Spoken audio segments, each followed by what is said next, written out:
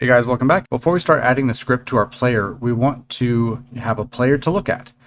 So we have our warrior and our background tile sets already in here. We need to do some work on these because if we drag these into our hierarchy as they are, these are sprite sheets.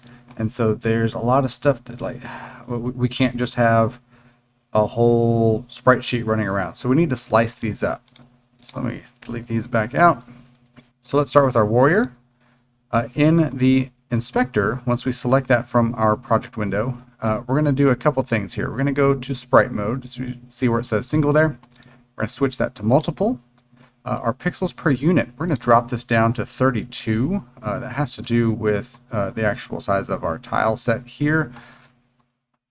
And then for our filter mode, we want to change that from bilinear to point or no filter. That's going to make it look a lot sharper and nicer in the game view.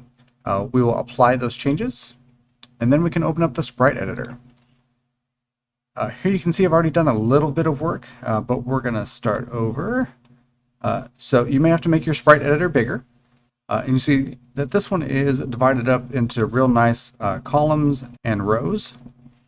And so we can use that. So when we go up here to slice, under type, there's automatic, which is good sometimes. It's actually pretty good at finding kind of the negative space and then making sprites out of the art that is there.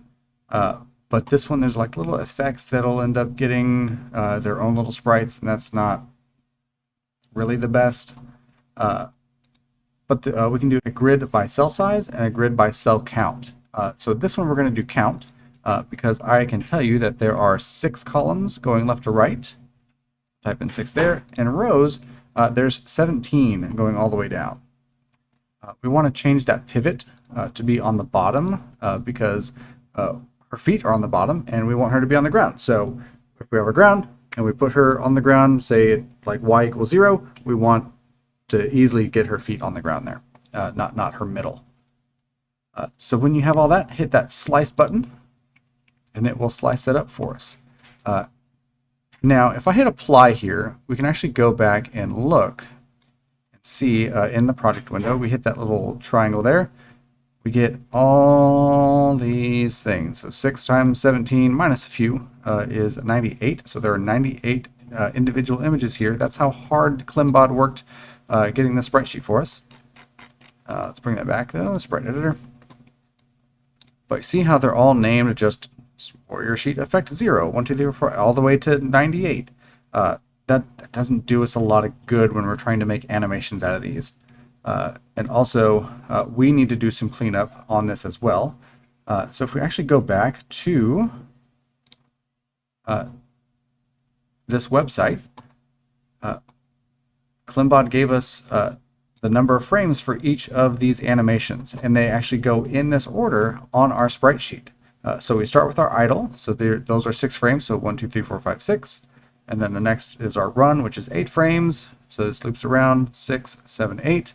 And then we have an attack, and a death, and a hurt, and then our jump starts right there. We need to adjust the size of the outside of this sprite so that it's really more for our box colliders. So on, at least for the idle and the run, those are the first things we're going to be messing with first. I want to resize this box and just go around the outside of the pixels. To make that a little easier to see, up here where this little red, green, and blue icon is, that will swap to our alpha channel. So it kind of makes everything that's transparent is black, and everything that's our image is in white. And so this makes it a little bit easier to wrap this around. Oops, make sure that you are grabbing that blue box. There's an inner green box like that we can do. Don't mess with that right now. Make sure you're getting the outer blue box. And we're just going to wrap around like that. And then we're also going to name this. So this is our idle. It's the first frame of our idle. So let's go in and we can actually just call this idle 1 and hit enter. And we're going to keep going all the way down the line. So resizing this, however, you can grab the corners to hopefully maybe reduce the number of clicks you have to do. And name this again. So I'm going to just take off everything.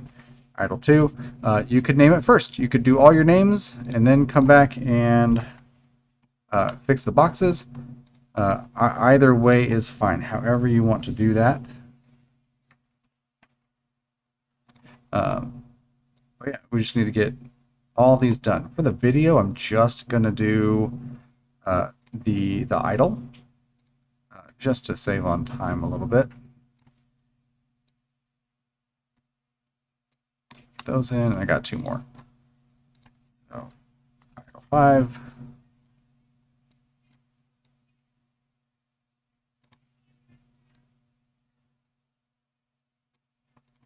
And here's 6.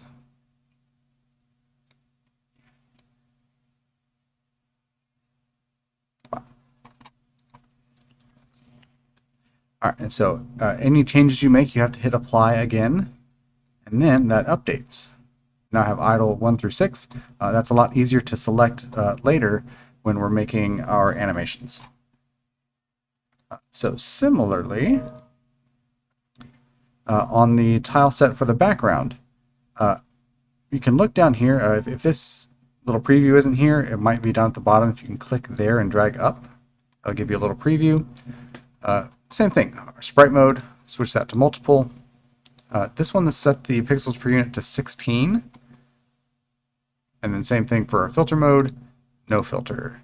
Apply those changes and go into the Sprite Editor. So this one's pretty similar, only this time we don't have like clear columns and rows. And so it was easier for me to slice this up via the cell size. To figure out what to plug in for my grid by cell size, I took the height of the image, so this 40, and I kind of looked, I counted, there looks like there's 5 rows, and so I divided 40 by 5, I got 8. And so in my pixel size here, I just typed in 8 for each one of those and hit slice to get these resulting slices. Hit apply. We'll come back to these more when we're working on our level, and we can rename these as well. But that's all for now.